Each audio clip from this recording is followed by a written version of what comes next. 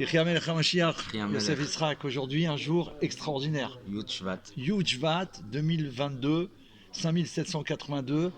On est prêt, on avance, on continue pour déclencher la révélation du roi Mashiach immédiatement. Donc la suite du célèbre livre de Rav Volpo Yechiam Meler.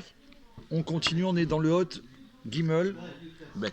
Bet, Perek Sheni. Perek Sheni. Deuxième Les chapitre. merveilles. Alors, la suite, ils attendent tous les merveilles. Ben, Baruch Hashem. C'est un jour particulier puisque c'est Rosh Hashanah Laïd Kashrut. C'est ce jour où on est attaché au Rabbi.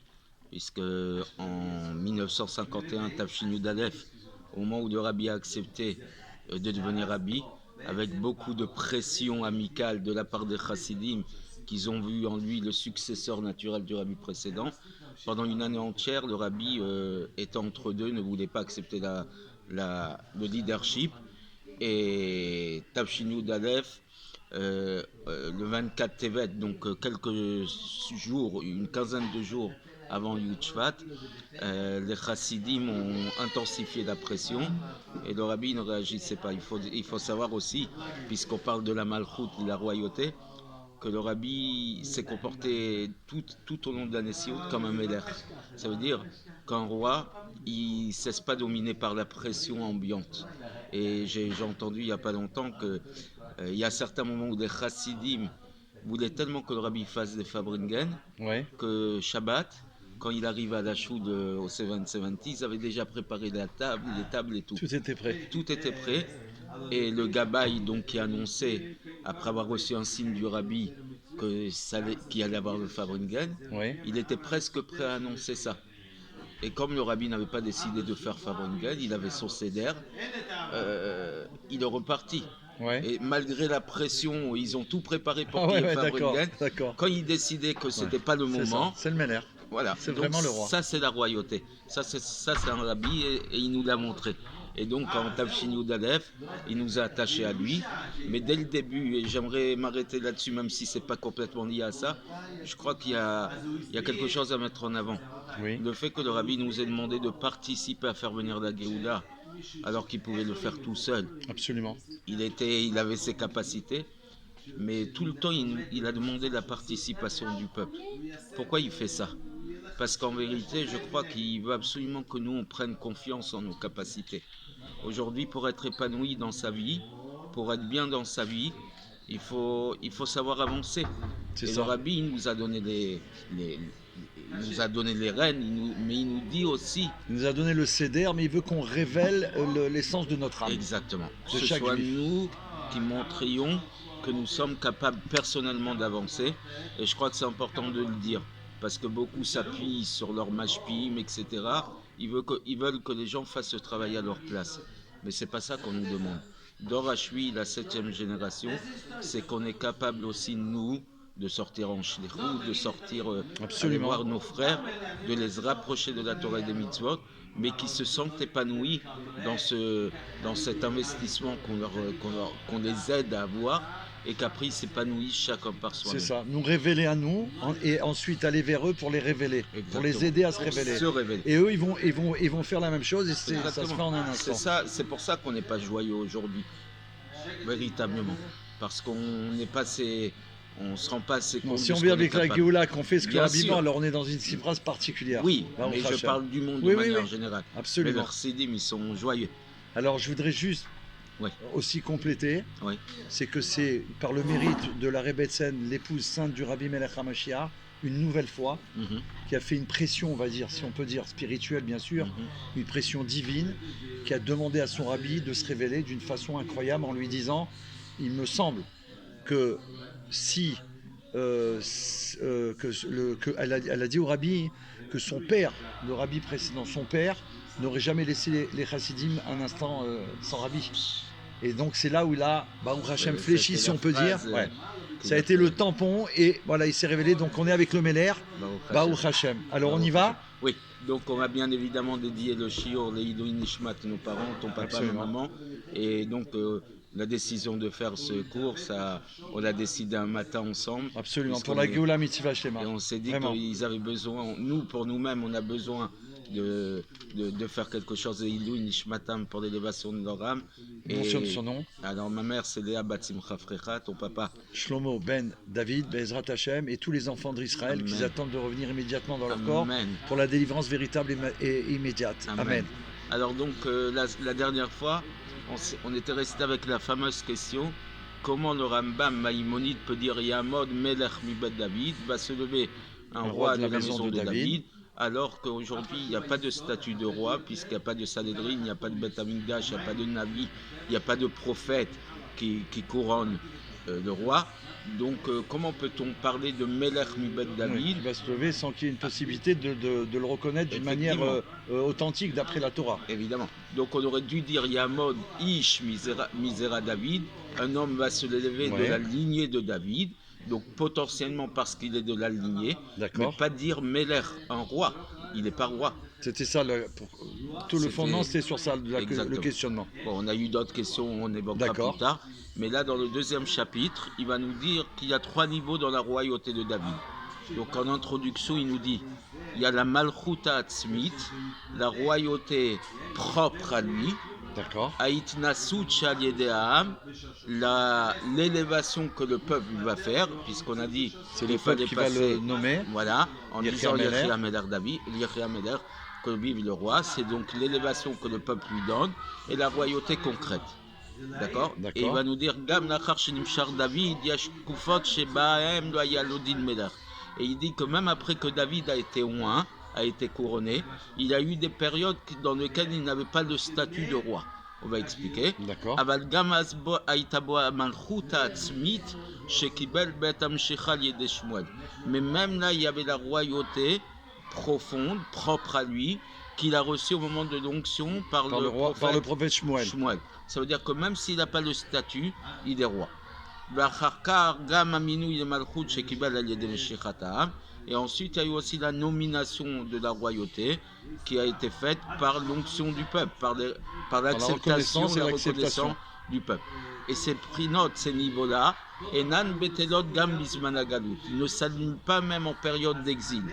Afal pichebat la melocha bepoal, même que la royauté est annulée concrètement, mais il fait qu'il n'y a pas tout le puisqu'il n'y a pas de staff qui est en face, il n'y a pas de Sanhédrin, il n'y a pas de ça. Mais ça s'annule pas. Sa royauté, elle est là, profondément acquise. Et ça ne s'annule pas. Et on va comprendre ça. Oulavin kolze, pour comprendre tout ça, yashilalian trila begeder malchut David. Il faut d'abord réfléchir et approfondir la notion de royauté de David. Benagdim dvar pele asher batzinu bemelach David. Il faut introduire quelque chose d'extraordinaire que nous avons retrouvé chez le roi David. Chez Yeshnan Kufot, chez Baen, Enlo, Olezaro, Din Melech Alpi Alacha.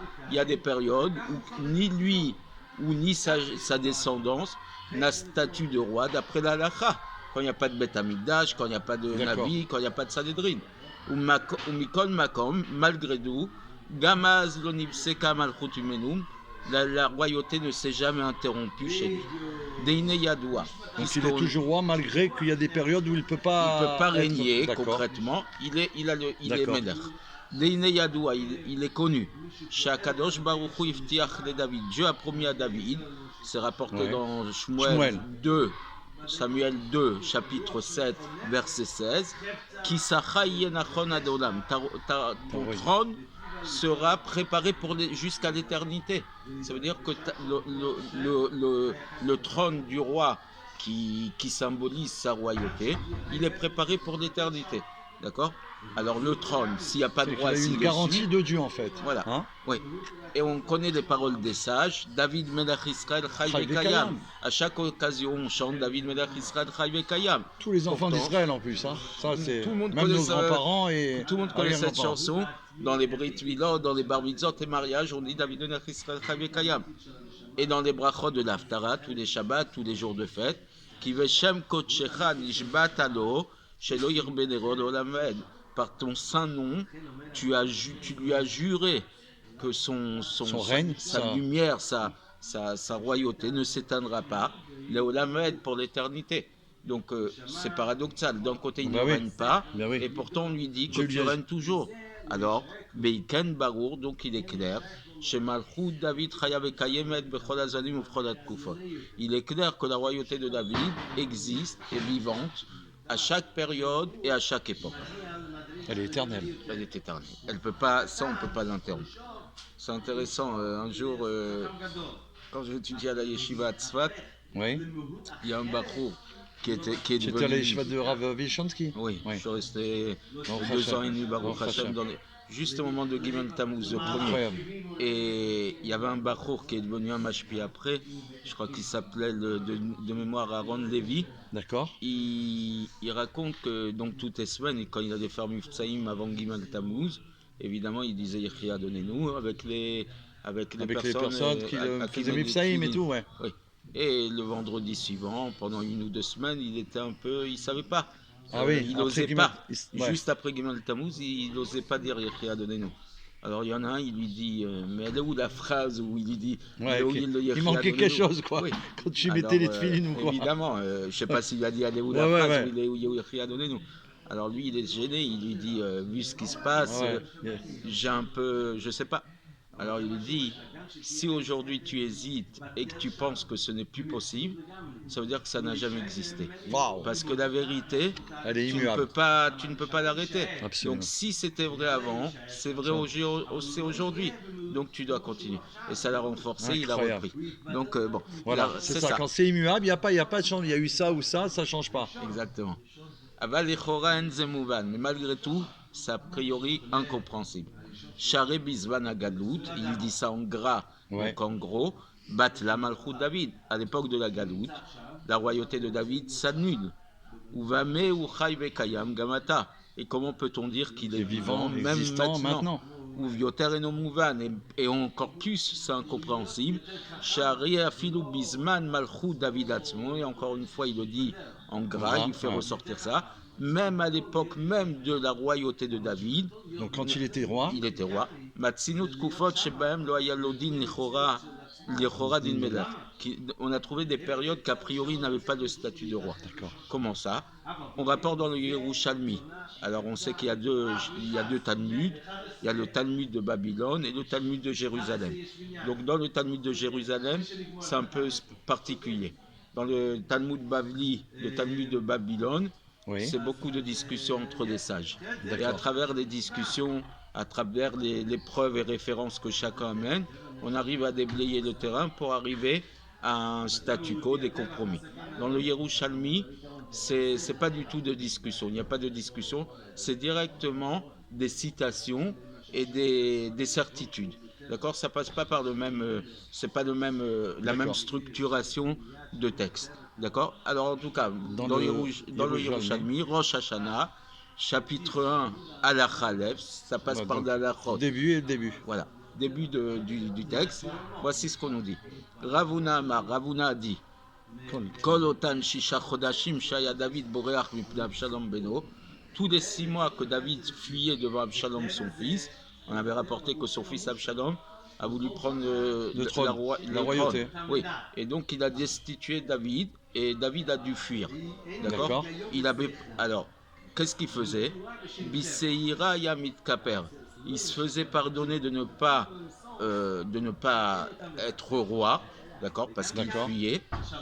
Keidjot. Et donc il se faisait pardonner en apportant un bouc.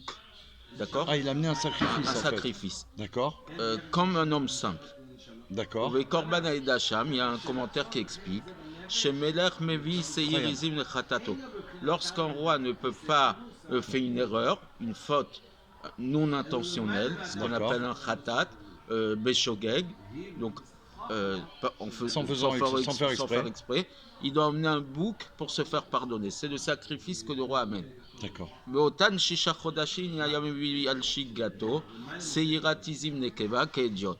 Et pendant les 6 mois où il ne pouvait pas apporter il ne pouvait pas régner, il a amené un bouc féminin. Je ne sais pas comment on appelle ça en français.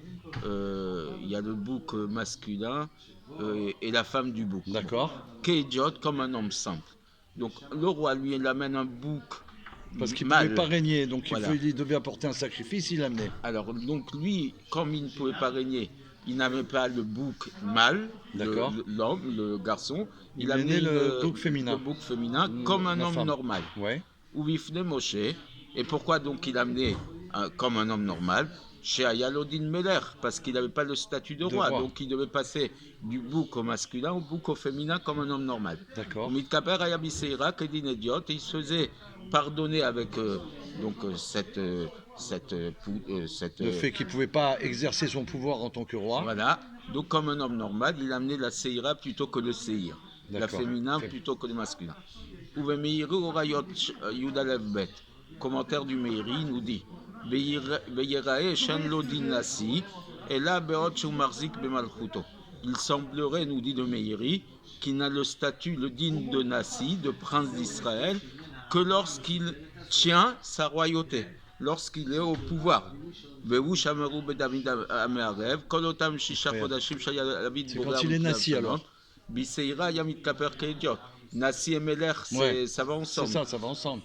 Oui, mais en tout cas, donc ces 6 mois, il n'avait pas le statut de roi, donc il a amené le sacrifice qui était adapté aux gens normaux. Donc il a beau être dans ses années de royauté, il n'est pas destitué, il fuit.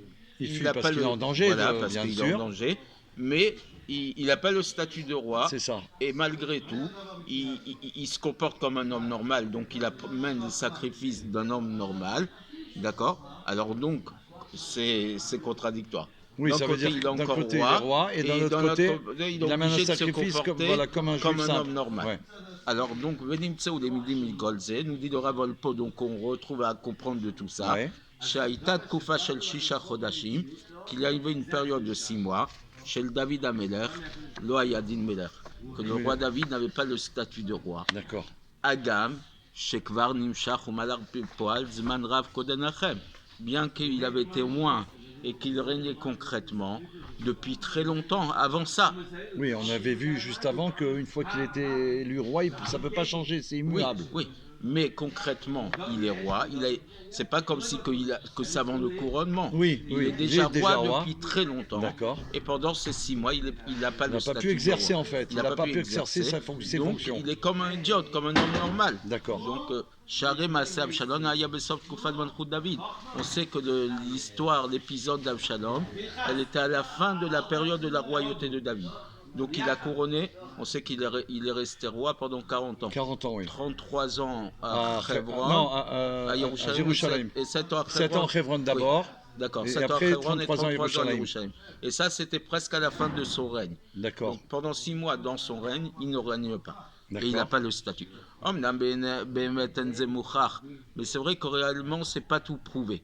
Pourquoi ? Parce que plus tard, dans les chapitres 16 et 27, nous les expliquerons longuement que le fait qu'il n'avait pas le statut de roi pendant ces 6 mois, ce n'est que par rapport au fait qu'il ne pouvait pas se faire pardonner par le bouc. Sur ce détail-là. D'accord. Mais sur le reste, on le considère comme roi. Mais par rapport aux autres rois de règles de royauté, il était roi. D'accord, donc il faisait ce qu'il avait à faire, quoi. Oui, on en reparlera plus tard les autres. Mais en tout cas, on comprend bien que si déjà il y a des détails sur lesquels il ne peut pas être montré comme roi, ça veut dire que déjà dans son règne, il est roi sans l'être, dans certains moments. Alors, אבל הנה מצינו עוד תקופה לאחר משיכת דוד המלך שבא לו היד לא דין מלך לכאורה כלל. Même si tu dis que ce n'est que par rapport au détail de devoir amener une bouc au féminin plutôt qu'un bouc au masculin, on a trouvé encore une période après l'onction du roi David qui n'avait pas le statut de roi. Tout en étant roi, il ne peut pas être un roi en vrai. Réellement. Réellement, ouais. Et comment ? Voici ce qu'on va nous rapporter dans Megillah. Yudalet Aleph, dans le traité Megillah, page 14a, et plus tard, on nous raconte Aldi Nudbarim Shaya ben Abigail le Chet Naval de David Amelach. Il y avait une discussion entre Abigail, la femme de Nabal, et le roi David. Ouais. Ils ont échangé. Et voici ce qui se passe. Et là-bas, l'Agmara nous dit Amralo vechidin danin dine fashot balayla.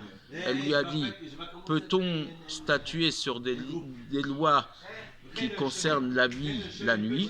Est-ce qu'on a le droit de juger une personne à être mise à mort la nuit? D'accord. D'accord. Normalement, les tribunaux se réunissent la journée. Ouais. Est-ce que la nuit, on a le droit de juger quelqu'un et de le mettre à mort la nuit? Parce qu'il voulait tuer son mari Naval. Et ça se passait la nuit. D'accord. Amarla, il lui a dit, Mored bemalchutu, velo tsarich le midanye. Le fait que je ne puisse le tuer, ce n'est pas lié avec le jour ou la nuit. C'est parce qu'il est Mored bemalchut. Il s'est révolté contre le roi. Et quelqu'un qui se révolte contre le roi, il n'a même pas besoin d'être jugé. Ah oui, donc si je décide de le mettre à mort cette nuit, c'est pas après un jugement. Ah oui. Déjà lui-même, il s'est auto voilà, mis à mort par son comportement. Par son comportement, exactement. Alors elle lui dit, Adaïn Shaul Kayam et Loyatsati Vachabaolam. Mais comment peux-tu faire ça alors que Shaoul, le roi Shaoul est encore vivant et que ta renommée n'est pas encore sortie dans le monde? Tu es roi, mais il y a encore le roi Shaoul qui est vivant. Il est vivant, mais il n'était plus roi à ce moment-là. Il n'était plus roi. David était nommé roi par Shmuel, bien sûr. Par Shmuel, mais comme Shaoul est encore vivant et que la renommée de David n'est pas sortie dans le monde, donc elle lui dit, le fait que tu me dises qu'il est Mored Bamalchut, qu'il se soit révolté contre ta royauté, mais ta royauté n'est pas effective. Il y a encore Shaoul, et toi tu n'es pas encore reconnu comme roi par le monde entier. Donc qu'est-ce qui se passe? Amarla, il lui a dit, Baruch ta mère, ta raison est très justifiée, béni est ta raison, béni est ton Uvruchat Lachem, Asher Kilitani. Et béni sois-tu en face de Dieu, que tu m'as empêché, Mibo Badamim, de le mettre à mort. Le fait que tu me dises de donner ces arguments-là m'empêche de le tuer en tant que Mored Bemalchut, de quelqu'un qui s'est révolté contre le roi. Et donc, il a accepté ce qu'elle lui a donné comme argument. Très fort. Alors, Ouvrura Kavanata. Qu'est-ce qu'on apprend de là par rapport à... Justement. Et donc, l'intention d'Abigail est claire. Shemeachar Shadayin Shaul Kayam, puisque Shaoul est encore vivant. Velo Yatsativo Shel David Baolam, et que la renommée de David n'est pas reconnue dans le officiellement. Alkan Lodin Meler, c'est pour ça qu'il n'a pas le statut de roi. Venaboredbo Chayamita, et que celui qui se révolte contre lui n'est pas passible de mort. D'accord. Et David Ameler a accepté ça. Il a même béni pour ça. Exact. Alors il dit Velechora et Nomouvan, a priori c'est incompréhensible. Share David Nimshar Kvar Arbezman Lifne Masenabal Vavigail. Alors que David a déjà été loin très longtemps avant l'histoire d'épisode de Naval et Abigail. Donc il est roi depuis longtemps. Il est roi. Officiellement. Voilà. Selon la Torah. Voilà. Puisque cette histoire s'est passée après la mort de Shmuel Hanavi. D'accord. Alors lui, il a oint David en roi au moins une année avant cette histoire-là. D'accord. Il nous dit entre parenthèses. David a été oint en 2883. D'accord. Donc on est cette année en 5782. Ça fait 2899 ans. D'accord. Que David Amelech a été couronné. D'accord. Et Shmuel, il est mort l'année suivante. D'accord. En 2884. Et 4 mois après, Shaoul est mort. D'accord. Donc ça veut dire que David régnait et était officiellement roi depuis au moins 1 an et 4 mois. D'accord. Uven mitat Shmuel et Shaoul, Ayamase Naval. Et entre la mort de Shmuel et Shaoul, il y a eu l'épisode de Naval. Donc officiellement, David a été couronné. Même s'il ne règne pas encore effectivement, il est roi. D'après Shmuel, d'après l'onction de Shmuel Hanavi. Bien sûr. Donc, on retrouve une période où David Ameler est roi et n'a pas le statut de roi, puisqu'il n'a pas le droit de mettre à mort en tant que Mored Bemalchut. D'accord. Donc même si on ne s'arrête pas au premier épisode que l'on a ramené juste avant, voilà. Là, on voit avec cet épisode avec Abigail qu'il est roi. Il est roi, il ne peut pas exercer, puisque là, il n'a pas pu le faire exécuter. Exactement.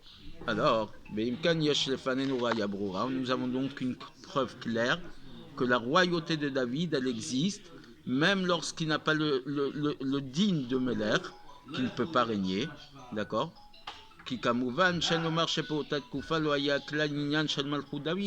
Parce qu'il est compréhensible qu'on ne peut pas dire qu'à cette époque, il n'y avait pas du tout l'idée de Malchut David. Il a été couronné, d'accord? Ouais. Puisque Rambam écrit Kivan Shenim Shach David, dès lors que David a été oint, Zacha Becheter Malchut.